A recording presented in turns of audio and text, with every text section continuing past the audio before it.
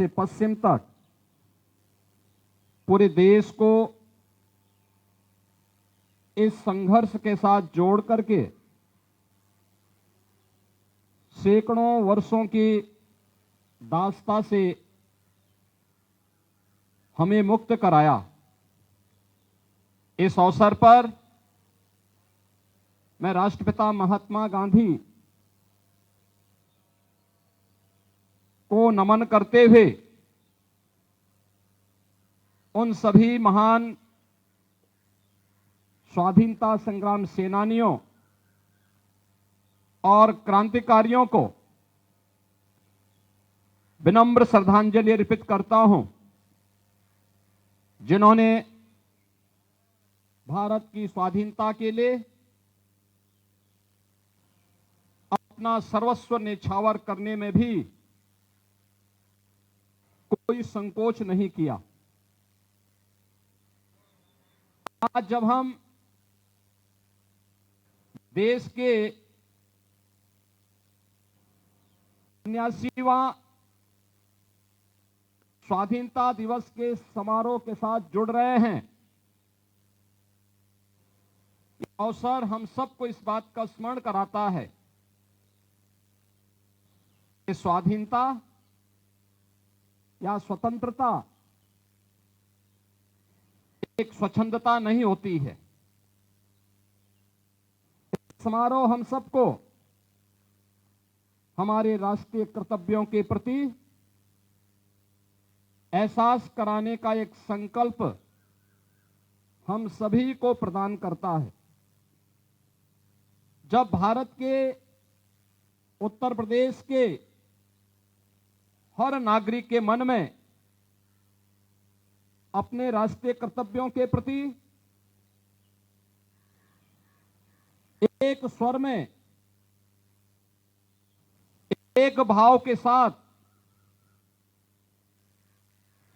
अपने उत्तरदायित्वों के निर्वहन का यह संकल्प गूंजेगा, देश के यशस्वी प्रधानमंत्री जी के द्वारा देश की स्वाधीनता के शताब्दी महोत्सव के अवसर का जो संकल्प है विकसित भारत का, वह संकल्प साकार रूप में, मूर्त रूप में हम सबको दिखाई देगा। एक और जहां यह देश वर्तमान में अपने स्वाधीनता के 78 वर्ष पूर्ण कर रहा है, वहीं भारत माता के महान सपूत और भारत के संविधान के शिल्पी बाबा साहब भीमराव अंबेडकर के द्वारा निर्मित संविधान अपना अमृत काल में प्रवेश किया है। भारत के संविधान ने सम और विषम परिस्थितियों में पूरे देश को एकता के सूत्र में बांध करके देश के अंदर सामाजिक न्याय, बंधुता और समता के उन संकल्पों को आगे बढ़ाने में एक महत्वपूर्ण भूमिका का निर्वहन किया है। आज का यह अवसर हमारे सामने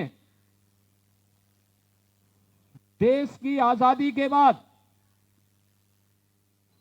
देश की सीमाओं की सुरक्षा करने वाले और देश के अंदर आंतरिक सुरक्षा की बेहतर स्थिति को बनाने वाले उन सभी ज्ञात अज्ञात जवानों के प्रति विनम्र श्रद्धांजलि अर्पित करने का भी यह अवसर है। अभी हाल ही में हम सब ने भारत की सेना के शौर्य और पराक्रम का, उनकी सामर्थ्य और शक्ति को देखा है, जब ऑपरेशन सिंदूर के दौरान इस पूरे ऑपरेशन को सफल क्रियान्वयन के माध्यम से दुनिया को भारत के सामर्थ्य से भारत की सेना के जवानों ने उसका एहसास कराया। पूरा भारतवासी इस बात का एहसास करता है कि ऑपरेशन सिंदूर इस मायने में कुछ अलग है, क्योंकि ऑपरेशन सिंदूर के अंदर हमारे जवानों ने जिन अस्त्र शस्त्रों का प्रयोग किया था, जो मिसाइल, जो ड्रोन इस्तेमाल हुए थे, ये स्वदेशी हैं। कोई भी देश